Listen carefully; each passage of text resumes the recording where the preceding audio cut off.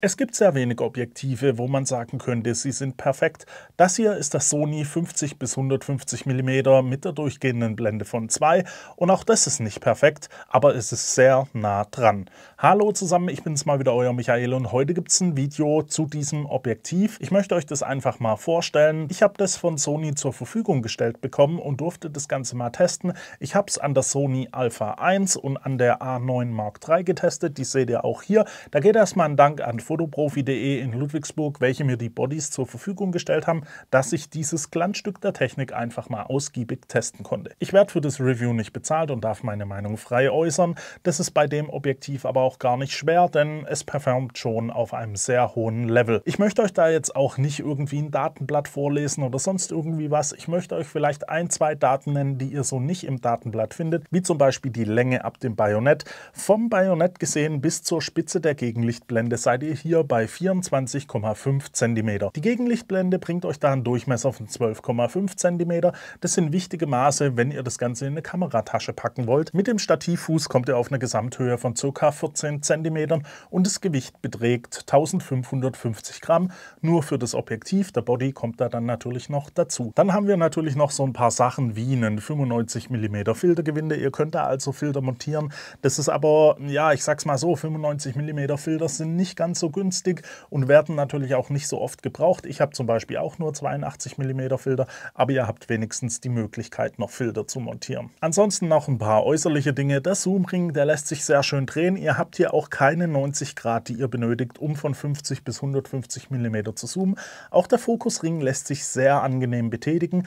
Der ist gleichmäßig und damit kann man auch einfach schön manuell zoomen. Das spielt vielleicht im Video mehr eine Rolle wie jetzt bei der Fotoaufnahme. Ihr habt dann auch noch einen Blendenring, der ist sperrbar, also dass ihr den gar nicht verwenden könnt, und deklickbar, das heißt, wenn ihr den verwenden wollt, dann könnt ihr das Klicken ausschalten, dann ist der da leise. Ansonsten habt ihr natürlich noch ein paar Funktionsknöpfe, die ihr frei belegen könnt. Einen Schalter fürs Umschalten zwischen Autofokus und manuellem Fokus und einen Schalter für das Zuschalten vom DMF, also dem Direct Manual Focus, wo ihr während der Autofokuseingabe trotzdem noch manuell fokussieren könnt. Ihr habt dann noch eine Stativschelle, die lässt sich nicht demontieren. Das ist so, ihr könnt den Stativfuß demontieren, aber nicht die komplette Schelle. Beim Stativfuß ist es so, ihr seht es vielleicht auch hier, der ist nicht AK Swiss tauglich, leider. Ihr braucht da also eine passende Platte, wenn ihr das Ganze auf einem AK Swiss Stativ montieren wollt. Das ist aber einer der wenigen Nachteile, die das Objektiv überhaupt hat. Ansonsten überwiegen da doch eher die Vorteile. Klaro, ihr habt bei dem Brennweitenbereich mit dieser Blende kein Bildstabi verbaut, was jetzt nicht unbedingt ein Problem ist, denn die meisten Kamerabodies bieten heutzutage einen IBIS und deswegen ist es da auch nicht ganz so ein Problem. Ich denke, mit einem Stabi wäre das dann doch noch deutlich größer geworden. Mit 50 bis 150 mm habt ihr dafür einen Brennweitenbereich und vor allem eben mit der Blende 2, wo ihr wirklich sehr tolle Reportagen machen könnt oder auch Porträtaufnahmen. Das erspart euch so einige Festbrennweiten, wenn ihr damit zum Beispiel Hochzeiten oder sowas fotografieren wollt, weil ihr eben mit 50 bis 150 mm den idealen Brennweitenbereich habt und mit einer Blende 2 trotzdem noch genug Lichtstärke habt, um da auch bei schlechteren Lichtverhältnissen Bilder zu machen. Lang genug drumherum geredet, wie performt denn das Objektiv? Und da kann ich schon mal vorweg sagen, wirklich auf höchstem Level. Also das Objektiv begeistert wirklich sehr, klar, bei dem Preis von 4.400 € sollte es das eben auch, aber es ist natürlich auch das einzige seiner Art. Es gibt in diesem Brennweitenbereich nichts Vergleichbares, was euch da eben durchgehend eine Blende 2 bietet. Deswegen schauen wir uns jetzt mal die Bildqualität an. Fangen wir mit der Schärfe an. Selbst bei Offenblende ist es eigentlich so, ihr könnt mit dem Objektiv komplett voll ohne Probleme arbeiten. Ihr habt bei 50 mm und Blende 2 eine richtig gute Schärfe. Wenn ihr da ein bisschen abblendet, dann kriegt ihr da noch einen Tick mehr Schärfe rein. Das ist aber auf so einem hohen Level, dass ihr da nie drüber nachdenken müsstet, abzublenden oder sowas, nur um da noch einen Tick mehr Schärfe zu bekommen. Denn selbst bei Blende 2 ist die Schärfe schon wirklich sehr gut und voll brauchbar. Ihr werdet da wahrscheinlich gar keinen Unterschied feststellen, wenn ihr da irgendwie Porträts oder so aufnehmt. Bei 150 mm ist es einfach so, dass Abblenden euch da eigentlich gar nicht noch mehr Schärfe bringt. Da ist das Objektiv wirklich schon auf einem Level, das performt sehr gut bei der Schärfe und gerade eben die 150 mm sind natürlich für Porträts oder wenn ihr irgendwie ein bisschen näher hinkommen wollt, 1A und das schon bei Blende 2, da hat Sony schon einen richtig, richtig guten Job gemacht. Und diese Schärfe-Performance bietet euch nicht nur die Mitte vom Bild, sondern auch im äußeren Bereich könnt ihr damit voll arbeiten. Also wie zum Beispiel hier ein Bild, wo ich das Gesicht wirklich an den Rand gesetzt habe, da ist die Schärfe selbst bei Offenblende immer noch 1A. Also ihr könnt damit top arbeiten. Ich hätte nie Bedenken irgendwie, dass es da irgendwo mal groß Abweichungen geben würde. Und natürlich ein Objektiv 150 mm und eine 2er Blende, das bietet euch natürlich auch ein schönes Bokeh. Also ich sag's mal so, es bietet euch nicht automatisch ein schönes Bokeh, das muss das Objektiv dann natürlich schon auch können, aber ihr müsst euch auch hier keine Gedanken machen, denn das Objektiv hat wirklich ein tolles Bokeh. Der Übergang von der Schärfe in Hintergrund oder auch in Vordergrund ist wirklich sehr weich und gleichmäßig. Das sieht top aus und auch vom Bokeh selber bekommt ihr dann ein richtig schönes, ja, ich sag mal cremiges Bokeh. Ihr habt da also nicht irgendwelche nervenden Verwirbelungen oder so im Bild. Da kann man einfach nur sagen, auch hier hat Sony einen richtig guten Job gemacht. Mit dem Bokeh kann man richtig toll arbeiten. Auch bei den Bokeh-Bällchen sieht es soweit sehr gut aus. Ich zeige euch hier mal noch ein paar Beispiele. Da könnt ihr das Ganze dann noch selbst bewerten, aber ich hätte da null Probleme damit zu arbeiten. Also auch hier, man kann einfach nichts dagegen sagen. Der Autofokus ist, wie man es von G-Master Objektiven gewöhnt ist, schnell und leise.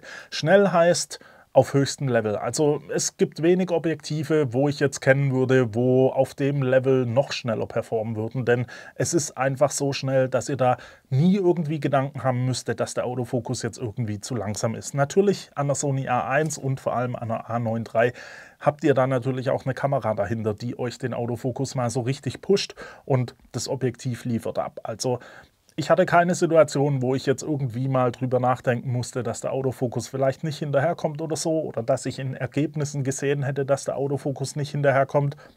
Da liefert die Kombi einfach perfekt ab. Auch das Gegenlichtverhalten ist sehr gut. Klar, wenn ihr es provoziert, so wie hier im Beispiel, dann könnt ihr da Ghosting und Flares provozieren. Das ist bei jedem Objektiv eigentlich so. Auf normalen Bildern, wenn ihr das ausprobiert, da werdet ihr eigentlich nichts feststellen. Also bei mir war es wirklich so, dass ich selbst hier am Morgen beim Sonnenaufgang mit den Flares und dem Ghosting wirklich toll arbeiten konnte und euch das da lange nicht das Bild kaputt macht oder sowas. Und wie gesagt, das sind halt wirklich krasse Situationen, wo euch das Gegenlicht so richtig in die Linse scheint und es geht nicht schlimmer von der Lichtsituation her und auch da meistert das Objektiv das einfach. Also da auch hier, Sony hat da wirklich einen guten Job gemacht. Chromatische Aberrationen und Low-Cast, ich sag's gleich, ich konnte so gut wie nichts feststellen. Also gerade chromatische Aberrationen in Gegenlichtsituationen mit Sonne in den Bäumen oder sowas, war einfach gar kein Problem, wie auch eben beim Sonnenaufgang, da konnte ich gar nichts feststellen und auch Low-Cast sind so gut wie kein Problem, ich konnte sie einfach nicht feststellen. Also auch hier ist das Objektiv sehr gut korrigiert. Aber wie gesagt, das Objektiv ist nicht perfekt und das zeigt sich zum Beispiel bei der Naheinstellgrenze. Die beträgt mindestens 40 cm, ist da also sehr weit weg von einer Makrofähigkeit. Ihr könnt Nahaufnahmen machen, die werden euch aber eine geringe Vergrößerung bieten, also Makro ist jetzt nicht die Stärke von dem Objektiv. Was aber natürlich auch nicht unbedingt schlimm ist. Ihr könnt mit genug Auflösung dahinter ja trotzdem reinkroppen, wenn ihr jetzt Details von, ich sag mal, Trauringen oder sowas machen wollt, anfertigen wollt. Aber ansonsten für super Detailaufnahmen von Insekten, wo ihr sehr nah hin wollt, die könnt ihr damit jetzt nicht unbedingt machen. Interessant für die Videonutzer ist dann noch, es gibt so gut wie kein Focus Breathing und selbst wenn etwas vorhanden wäre, ihr habt eine Focus Breathing Korrektur in den Sony-Kameras, also auch da habt ihr keinerlei Probleme. Was man jetzt noch sagen könnte, was ist denn ein Problem von dem Objektiv? Der Preis. 4.399 €, das ist natürlich schon ein Brett. Das ist sehr viel Geld. Klar, ihr spart damit so einige Festbrennweiten, wenn ihr zum Beispiel mit Blende 1.8 ja, auskommen würdet bei den Festbrennweiten, dann seid ihr mit einer Blende 2 da jetzt nicht unbedingt weit weg davon. Ihr habt eben die Zoom-Fähigkeit und ihr habt eine beeindruckend hohe Bildqualität. Ihr kauft euch das Ganze halt für 4.399 €. Es ist aber halt auch so, ihr habt wirklich nichts Vergleichbares. Also es gibt nichts anderes in dem Bereich. Es gibt keine anderen Objektive von 50 bis 150 mm mit einer durchgehenden Blende von 2. Näher kommen würde da vielleicht noch das Tamron 35-150 mit einer Blende 2 bis 2,8. Da ist es so, ihr habt untenrum sogar noch 35 mm, also 15 mm mehr. Ihr habt dafür aber eben auch nur eine Blende 2 bei ca. 35 mm. Sobald ihr da ein bisschen dran zoomt, geht es schon hoch und ziemlich früh kommen da die Blende 2,8. Jetzt müsst ihr da natürlich auch sehen, vielleicht reicht euch ja oben rum die Blende 2,8, dann wäre das gar nicht so schlimm. Aber auch beim Gegenlichtverhalten steht das Tamron lang nicht so gut da wie das Sony, was da seinen Job eben wirklich sehr gut macht. Dafür kostet das Tamron natürlich auch nur ein Drittel von dem Preis. Man muss also schon schwer überlegen, was man da genau will. An Profikameras wie einer A1 oder einer A9 III, wo ihr eine Bildreihenfolge von 20, 30, 60 oder 120 Bildern in der Sekunde habt, da ist es eben so, das Tamron wird da wahrscheinlich gar keine Rolle spielen, da ihr mit Drittherstellern am Sony Body eben gar nicht auf diese FPS kommt. Und da bleibt euch dann eben nur diese Alternative bzw. diese Auswahl hier, das 50 bis 150 f2. Wie gesagt, ihr bekommt dafür ja auch mit eins der besten Objektive, was ihr wahrscheinlich gerade bei Sony bekommen könnt. Also das ist schon wirklich sehr spektakulär, was sie da abgeliefert haben. Es zeigt fast keine Schwächen. Ich bin sehr begeistert davon. Ich kann es nur wirklich ausdrücken. Aber klar, ihr habt in der Kombi mit einer A1 oder einer A9 III dann hier auch 11.000, 12.000 € in der Hand. Ich glaube so ungefähr, es müssten 11.500 oder sowas sein, fast 12.000 dann doch.